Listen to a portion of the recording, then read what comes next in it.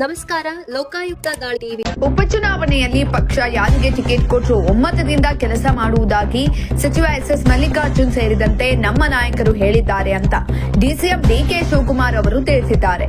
KPCC ಕಚೇರಿಯಲ್ಲಿ ಮಾಧ್ಯಮಗಳಿಗೆ ಶಿವಕುಮಾರ್ ಅವರು ಶುಕ್ರವಾರ ಪ್ರತಿಕ್ರಿಯೆಯನ್ನ ಕೊಟ್ಟಿದ್ದಾರೆ.